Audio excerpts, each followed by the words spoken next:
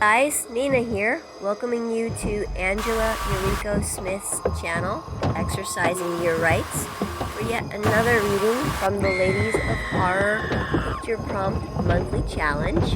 If you'd like to know a little more about it, please visit spreadingthewritersword.com. And in the meanwhile, enjoy the reading.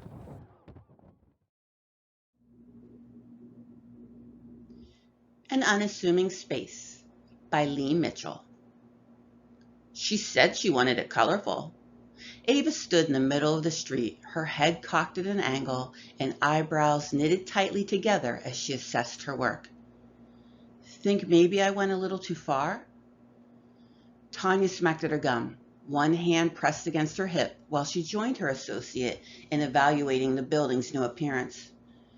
Considering she had you do it instead of hiring actual painters, I'd say it looks damn good.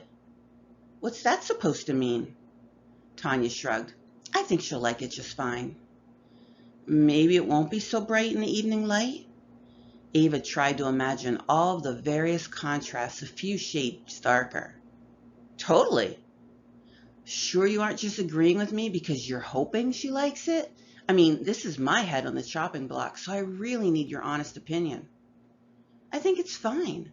Tanya pulled a pair of leather gloves from her pocket and slid them on. Help me with the box?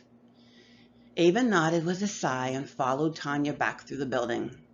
The smell of drying paint was still just as noticeable inside, with fresh, clean shades of off-white and azure gray dominating most of the interior walls. People like bright things, Tanya volunteered. The master just wants a place that's inviting and unassuming. We've got this. The two women entered the back parking lot and filed up a ramp onto a truck bed. They had a hand truck, but it took both of them cooperatively to move the heavy wooden box onto it and then gently maneuver the thing off of the truck and into the building. They rolled it past the bright rooms, then slowly took it down the steps and into the finished basement. Hopefully we won't have to move it again for a while, Tanya continued. With Christina gone, maybe we won't have so many mistakes. Ava nodded. Yeah, we'd still be in Milwaukee if she hadn't let her dumb ass get involved with the clients. Hope she didn't give the master indigestion, Tanya whispered. She wiped a trickle of sweat from her brow as she and Ava rested the box a long ways at the bottom of the staircase. If she did, I'm sure it was worth it, Ava whispered back. I never liked the bitch. Tanya stretched. I thought she was okay, maybe a little stupid. The master banged on the wood from the inside of the box.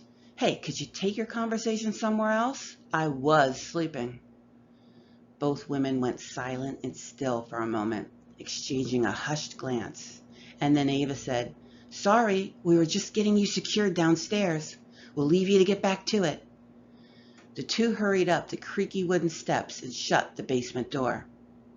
Ava clutched her head. Think she's mad? Tanya shrugged. God, what if she doesn't like the paint? Tanya smacked at her gum. Then it was nice knowing you, I guess. But really, I think she'll like it just fine.